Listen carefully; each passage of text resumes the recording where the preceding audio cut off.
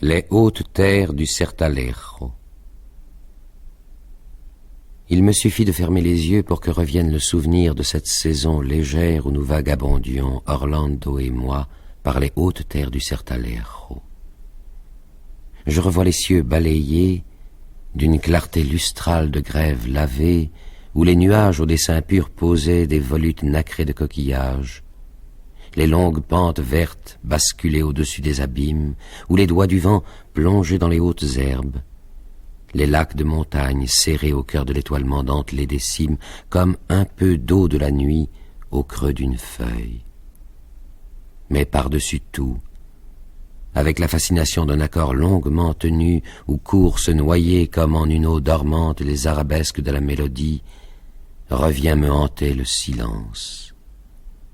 Un silence de haute lande, de planètes dévastées et lisses, où rien n'effrange plus sur le sol les ombres des nuages, et où la lumière du soleil éclate dans le tonnerre silencieux d'une floraison.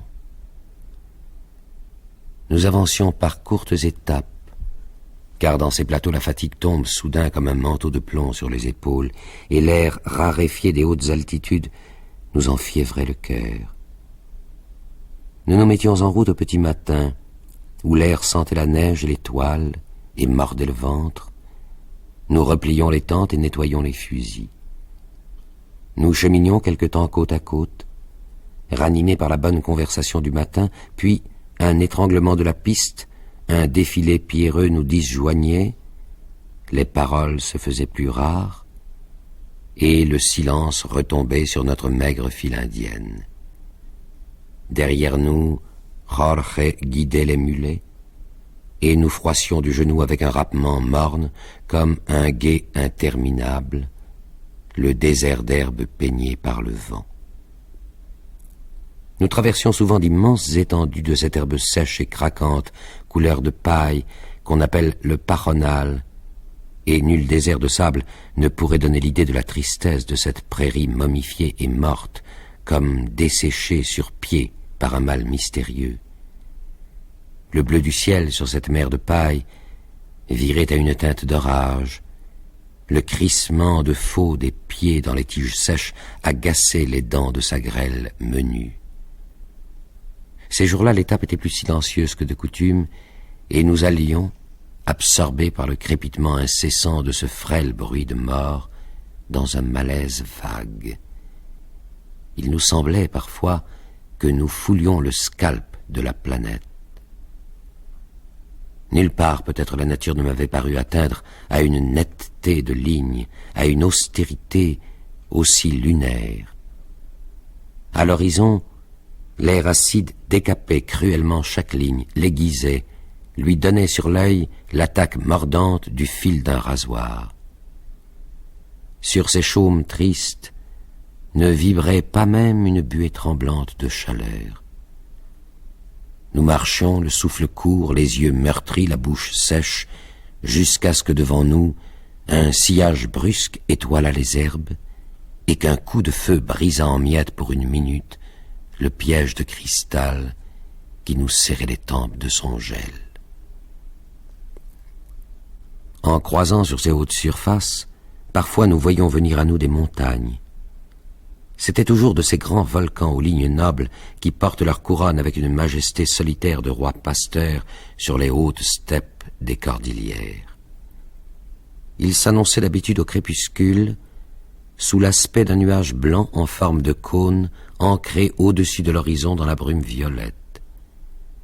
Le matin les suspendait sur l'horizon, collés au ciel d'une ventouse de neige plus incandescente que de la lave, liés seulement à la terre par un double cil d'ombre d'une ligne pure, à peine distincts encore des bancs de brouillard, pareils sur le haut lieu de cette immense table au geste symétrique et solennel des bras dans l'ostension.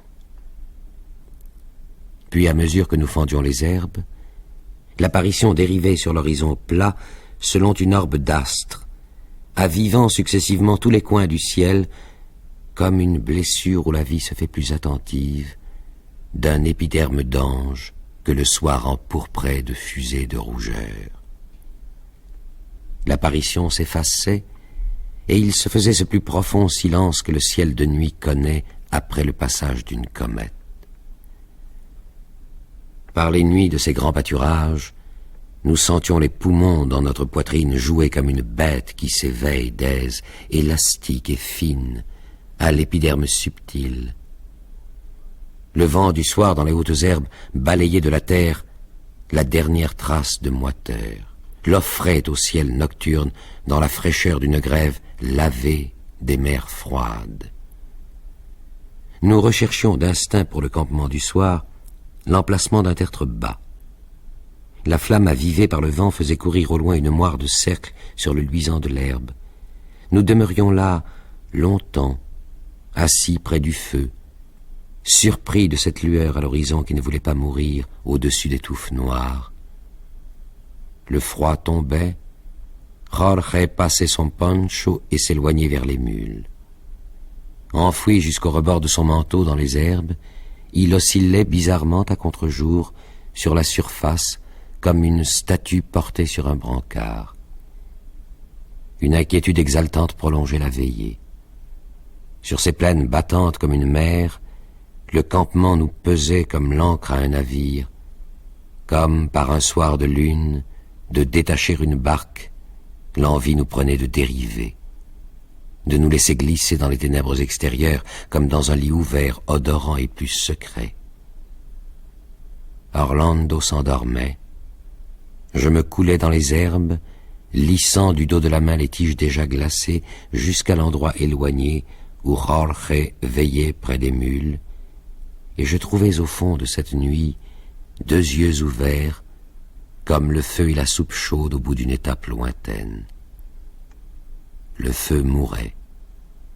Avant le matin, un peu de braise rose était le point le plus vivant de ces hautes terres jusqu'à l'extrême horizon. Il y a un allègement pour le cœur qui s'abandonne au pur voyage, et pour l'âme en migration, ne fût-ce que pour une saison brève, loin des maisons des hommes, un éventement d'ailes, une fraîcheur de résurrection. Dans ces nuits où le froid prenait possession de la terre comme un nouveau règne, mon cœur se repaissait de sa force. Étendu de mon long sur ce toit du monde, les paumes ouvertes sur l'herbe glacée, mes yeux se diluaient comme une encre aux profondeurs clémentes du ciel nocturne. Le gonflement de ma poitrine déferlait comme une marée à l'approfondissement infini des espaces. Mon regard brûlait dans l'air pur, comme le pur regard sans but d'une vigie. L'écorce fendue des pierres en livrait le froid vivant jusqu'à mon cœur. Au cœur de la nuit dissolvante, toutes amarres rompues, toute pesanteur larguée, docile au souffle et porté sur de l'eau, j'étais un lieu pur d'échange et d'alliance. À demi endormi déjà, dans l'excès de mon contentement, je serrai dans mes doigts la main de Jorge, en signe d'adieu et en signe de nouvel avènement.